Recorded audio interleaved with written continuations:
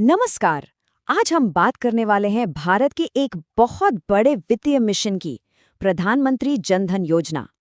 ये वो मिशन है जिसका एक ही लक्ष्य था, देश के हर नागरिक, हर घर तक बैंकिंग को पहुंचाना।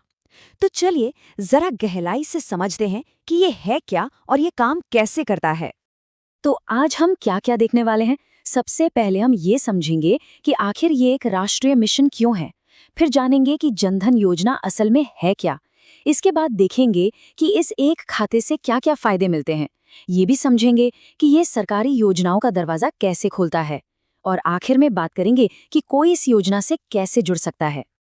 तो चलिए सबसे पहले सबसे बुनियादी सवाल से शुरू करते हैं। आखिर इस योजना की जरूरत ही क्यों पड़ी? इसका जवाब सिर्फ एक शब्द में है, वित्तीय समावेशन। अब ये वित्तीय समावेशन या फाइनेंशियल इंक्लूजन होता क्या है? इसका मतलब बहुत आसान है। ये पक्का करना कि देश का हर नागरिक, चाहे वो किसी शहर में रहता हो या किसी दूर दराज के गांव में, उसे बैंकिंग, लोन, बीमा जैसी जरूरी सेवाएं आसानी से मिल सकें। ये एक बहुत बड़ा राष्ट्रीय लक्ष्य था, क्योंकि करोड़ों लोग आर्थिक मुख्यधारा से पूरी तरह कटे हुए थे। उन्हें इस विकास का हिस्सा बनाना बहुत जरूरी था। तो इसी बड़ी चुनौती से निपटने के लिए सरकार एक बहुत ही मजबूत समाधान लेकर आई, प्रधानमंत्री जन धन योजना। इस योजना का मकसद बिल्कुल साफ था, देश के हर उस इंसान के लिए एक बैंक खाता खोलना जिसके पास पहले से कोई खाता नहीं था। और ये सिर्फ एक खाता नहीं है, बल्कि ये तो वित्तीय आज़ादी की तरफ पहला सबसे जरूरी कदम है। इस मिशन की शुरुआत हुई थी साल 2014 में, और तब से लेकर आज तक इसने करोड़ों लोगों को पहली बार बैंकिंग सिस्टम से जोड़ा है। सच कहें तो इसने भारत में वित्तीय समावेशन की पूरी तस्वीर ही बदल कर रख दी है। चलिए अब इस पर आते हैं कि अगर कोई ये खाता खुलवाता है तो उसे असल में क्या-क्या सुविधाएं मिलती हैं। यह एक तरह से हर इंसान के लिए एक फाइनेंशियल टूल किट जैसा है।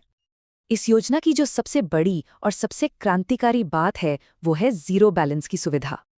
इसका मतलब ये हुआ कि खाता खोलने के लिए एक भी रुपया जमा करने की जरूरत नहीं है। इसी एक शर्त ने उन करोड़ों लोगों के लिए बैंकों के दरवाजे खोल दिए जो मिनिमम बैलेंस न रख पाने के डर से हमेशा दूर रहते थे। हर जनधन खाते के साथ एक रुपे डेबिट कार्ड भी मिलता है, पर यह सिर्फ पैसे निकालने वाला कार्ड नहीं है। इसके साथ एक बहुत मजबूत सुरक्षा कवच भी जुड़ा हुआ है। इस कार्ड के साथ मिलता है पूरे 2 लाख रुपए का दुर्घटना बीमा कवर। जरा सोचिए, ये एक ऐसी सुविधा है जो किसी भी मुश्किल वक्त में एक परिवार को बहुत बड़ी आर्थिक सुरक्षा दे सकती है। ये खाता सिर्फ पैसे जमा करने और निकालने के लिए नहीं है, ये जरूरत पड़ने पर छोटी-मोटी रकम उधार लेने की सुविधा भी देता है। जी हाँ, अगर खाते का लेन देन संतोषजनक है तो 10,000 रुपये तक की ओवरड्राफ्ट सुविधा का लाभ उठाया जा सकता है। छोटी-मोटी जरूरतों के लिए ये एक बहुत बड़ी मदद है। लेकिन जन धन खाता सिर्फ पैसों के लेन देन तक ही सीमित नहीं है, ये उससे कहीं ज्यादा है। ये सरकारी फायदों और सामाजिक सुरक्षा योजनाओं तक पहुंचने का एक सीधा रास्ता है, एक गेटवे है। सरकार की कई योजनाओं का पैसा, जैसे रसोई गैस की सब्सिडी हो या किसान सम्मान निधि, अब सीधे इन खातों में आता है, जिसे हम डायरेक्ट बेनिफिट ट्रांसफर या डीबीटी कहते हैं। इतना ही नहीं, ये खाता आपको प्रधानमंत्री जीवन ज्योति बीमा योजना और अटल पेंशन योजना जैसी स्कीम से जुड़ने का भी मौका देता है।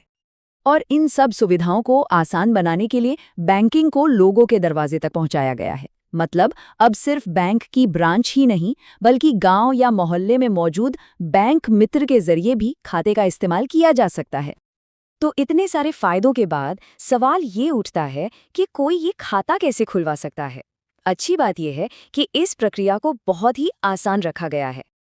बस अपनी पहचान और पते का कोई एक प्रमाण देना होता है। इसके लिए Aadhaar card, voter ID, PAN card या फिर मनरेगा का जॉब कार्ड, इनमें से कोई भी एक सरकारी दस्तावेज काफी है।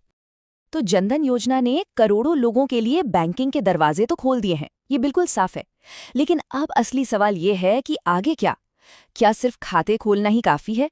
इन खातों का सही इस्तेमाल हो, लोग बचत करें, लोन लें, बीमा का फायदा उठाएं, ये कैसे सुनिश्चित किया जाए? वित्तीय समावेशन का अगला बड़ा कदम क्या होना चाहिए?